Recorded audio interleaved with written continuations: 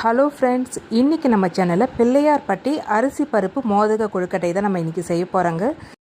இந்த அரிசி பருப்பு மோதக கொழுக்கட்டை பிள்ளையார்பட்டியில் இருக்கிற பிள்ளையாருக்கு நெய்வேத்தியமாக படைக்கிறாங்க. வாங்க அரிசி பருப்பு மோதக கொழுக்கட்டை எப்படி செய்கிறதுன்னு பார்க்கலாம். அதுக்கு 1 கப் அளவு பச்சரிசி எடுத்துருக்காங்க. அது ஒரு பவுலில் சேர்த்துக்கலாம். நம்ம எந்த கப்பில் அரிசி எடுக்கிறோமோ அதே கப்பில் 1/2 கப் அளவு பச்சை பயிறு, பாசி பயிறுன்னு சொல்லுவாங்க, அது 1/2 கப் அளவு எடுத்துக்கலாங்க. அடுத்து தண்ணியை ஊற்றி ஒரு 2லேருந்து 3 தடவை நல்லா கழுவி எடுத்துக்கலாங்க. இப்போ 2லேருந்து 3 தடவை நல்லா அலசியாச்சுங்க. இப்போ ஒரு தட்டு போட்டு மூடி கிட்டத்தட்ட 1 மணி நேரம் நல்லா ஊற விட்டுறணும். 1 மணி நேரம் கழித்து பார்க்கலாங்க. அரிசியும் பருப்பு 1 மணி நேரம் ஆகிடுச்சிங்க. இப்போ ஓப்பன் பண்ணி பார்க்குறேன். நல்லா ஊறிடுச்சு பாருங்கள். இப்போ தண்ணியை நல்லா வடிகட்டிடலாங்க. இதுமாரி வடிகட்டியால் நல்லா வடிகட்டி எடுத்துக்கோங்க, தண்ணி இருக்கக்கூடாது.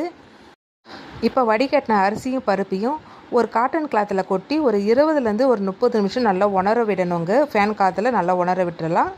இப்போ ஒரு 30 நிமிஷம் கழித்து பார்க்குறேங்க. நல்லா ஃபேன் காற்றுல நல்லா காஞ்சிருச்சு பாருங்கள். கையில் நல்லா பிடிக்கும்போது கொஞ்சம் கூட தண்ணி இருக்கக்கூடாது. அரிசி பருப்பு இதுமாரி கையில் 1 2 ஒட்டணும், அந்த அளவுக்கு நல்லா காஞ்சிருக்கணும் அரிசி. இப்போ நம்ம காஞ்ச அரிசியை கடாயில் சேர்த்து லேசாக வறுத்துக்கலாங்க. அடுப்பை மிதமான தீயில் வச்சுட்டு வறுத்துக்கணுங்க. அரிசி பருப்பும் கலர் மாறக்கூடாதுங்க. அரிசியும் பருப்பும் வறுக்கும்போது நல்லா வாசனை வரணும், அந்த அளவுக்கு வறுத்துக்கணுங்க. ஆனால் கலர் மாறாமல் வறுத்துக்குங்க. பாருங்கள், இந்த அளவுக்கு நல்லா வறுபட்டுடுச்சுங்க. இப்போ நம்ம ஒரு பிளேட்டில் கொட்டி நல்லா ஆற விட்டுடலாம். இப்போ அரிசியும் பருப்பு நல்லா ஆறிடுச்சுங்க. இப்போ ஒரு மிக்ஸி ஜாரில் சேர்த்துக்கலாம். வாசனைக்கு ஒரு 3 ஏலக்காவை சேர்த்துக்கிறேங்க. இப்போ மூடி போட்டு நல்லா ரவை பதத்துக்கு அரைச்சி எடுத்துக்கலாங்க. ரொம்ப நைஸாக அரைக்கக்கூடாது. பாருங்கள், இப்போ நான் எடுத்து காமிக்கிறேன். இந்த அளவுக்கு நல்லா அரைச்சி எடுத்துக்கணும். அடுத்து ஒரு கடாயை எடுத்துக்கலாங்க. அதில் ஒரு 3 கப் அளவு தண்ணி சேர்த்துக்கலாம். நம்ம 1 கப் அளவு அரிசி எடுத்துருந்தோம், அதனால் 3 கப் அளவு தண்ணி எடுத்திங்கன்னா கரெக்டாக இருக்கும். இது கூட கொஞ்சமாக உப்பு சேர்த்துக்கலாம். இப்போ நம்ம அரைச்ச அரிசி பருப்பு மாவை இதனோட சேர்த்து நல்லா கலந்து விட்டுக்கலாங்க. நம்ம சேர்த்த உடனே நல்லா திக்காக கெட்டியாக ஆகிடுங்க. நல்லா கலந்து விட்டுக்குங்க. கட்டி முட்டி இல்லாமல் நல்லா கலந்து விட்டுக்கணும். பாருங்கள், நம்ம சேர்த்த உடனே நல்லா கெட்டியாக ஆகிடுச்சிங்க. இந்த சமயத்தில் 1/2 கப் அளவு வெல்லம் எடுத்துருக்கங்க, அதையும் சேர்த்துக்கலாம். வெல்லத்தில் தூசி மண் இருந்துச்சுன்னா நீங்கள் வெல்லம் சேர்க்கும் போது ஒரு 1/2 கிளாஸ் அளவு தண்ணியும் சேர்த்து நல்லா பாவு மாதிரி காய்ச்சி நீங்கள் வடிகட்டி சேர்த்துக்கோங்க.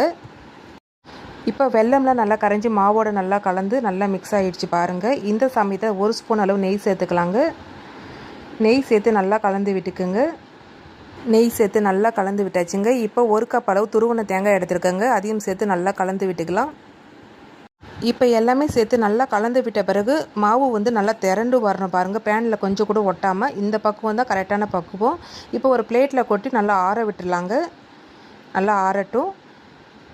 மாவு நல்லா ஆறிடுச்சிங்க. இதேமாரி கையால் நல்லா கலந்து விட்டுக்குங்க. நல்லா கலந்து விட்ட பிறகு கையில் கொஞ்சமாக எண்ணெயை அப்ளை பண்ணிக்கோங்க. உங்களுக்கு எந்த சைஸ் மோதகம் வேணுமோ அந்த சைஸ்க்கு மாவு எடுத்து நல்லா உருட்டிக்கலாங்க. அச்சு இல்லைன்னா நம்ம இப்போ கையாலே செஞ்சுக்கலாம். இப்போ நான் கையால் தான் ஒரு உருண்டை நான் செஞ்சு காமிக்கிறேன், எப்படி செய்கிறதுன்னு பார்ப்போம். இதுமாரி கையால் நல்லா முக்கோணம் ஷேப்பில் நல்லா ரெடி பண்ண பிறகு ஃபோக் ஸ்பூன் எடுத்து சைடில் டிசைன் கொடுத்துக்கோங்க. அவ்வளோதான். அச்சு இல்லாமல் நமக்கு மோதகம் எப்படி செஞ்சுருக்கோம் பாருங்கள். இப்போ அச்சு இருந்துச்சுன்னா கொஞ்சமாக எண்ணெயை அப்ளை பண்ணிக்கோங்க. எண்ணெயை நல்லா தடவியாச்சுங்க. இப்போ மாவு எடுத்து 2 பக்கமும் நல்லா நிரப்பிக்கலாங்க. மாவை 2 பக்கம் நிரப்பின பிறகு அச்சை நல்லா க்ளோஸ் பண்ணிக்கலாங்க. இப்போ சைடில் இருக்கிற நம்ம பிதிக்கிட்டு வந்த மாவெல்லாம் நம்ம ரிமூவ் பண்ணிடலாம். அடுத்தது அடிப்பகுதியில் நம்ம இதுமாதிரி கையால் நல்லா ஸ்ப்ரெட் பண்ணி விட்டுக்குங்க. அப்போ தான் நல்லா ஒரே ஈவனாக இருக்கும். இப்போ ஓப்பன் பண்ணி பார்க்குறேன் பாருங்கள், எந்த அளவுக்கு அழகாக கிடச்சிருக்கு பாருங்கள்.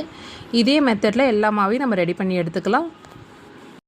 எல்லா மாவையும் ரெடி பண்ணி எடுத்தாச்சுங்க. இப்போ இட்லி பாத்திரத்தில் தேவையான அளவு தண்ணி ஊற்றிக்கலாங்க. ஒரு 15 நிமிஷம் நல்லா வேக விடணும், அந்தளவுக்கு தண்ணி ஊற்றிக்கணும். அடுத்து இட்லி கொத்து வச்சுக்கலாங்க. இது மேலே நம்ம துணியும் யூஸ் பண்ணலாம், இல்லைன்னா வாழை இலை யூஸ் பண்ணலாம். 2த்தில் எதில் வேணாலும் நம்ம வேக வச்சு எடுத்துக்கலாங்க. இப்போ நம்ம ரெடி பண்ணி வச்சுருக்கிற கொழுக்கட்டை எல்லாத்தையும் நம்ம சேர்த்துட்டோம். இதை இப்போ மூடி போட்டு ஒரு 10லேருந்து ஒரு 15 நிமிஷம் நல்லா வேக விட்டுருலாங்க. இந்த மோதக ரெசிபி அதிக நேரம் எடுத்துக்குதுன்னு நினச்சிக்காதீங்க. நம்ம முதல் நாளே இந்த அரிசியெல்லாம் ஊற வச்சு காய வச்சு நம்ம அரைச்சி வச்சுக்கிட்டிங்கன்னா விநாயகர் சதுர்த்தி அன்றைக்கி செய்கிறதுக்கு ரொம்பவே ஈஸியாக இருக்குங்க. இப்போ 10 நிமிஷம் கழித்து ஓப்பன் பண்ணி பார்த்தோங்க, கொழுக்கட்டெலாம் நல்லா வெந்துருச்சுங்க. பிள்ளையார்பட்டி ஸ்பெஷல் பிள்ளையார்பட்டி மோதகம் ரொம்ப ஈஸியாக எப்படி செய்கிறதுன்னு பார்த்தோம். கண்டிப்பாக செஞ்சு பாருங்கள், டேஸ்ட்டு சூப்பராக இருந்துச்சு. கண்டிப்பாக இந்த வீடியோ உங்களுக்கு பிடிக்குன்னு நினைக்கிறேன். பிடிச்சிருந்தால் லைக் பண்ணுங்கள், ஷேர் பண்ணுங்கள், கமெண்ட் பண்ணுங்கள். மறக்காமல் நம்ம சேனலை சப்ஸ்கிரைப் பண்ணிக்கோங்க. நன்றி, வணக்கம்.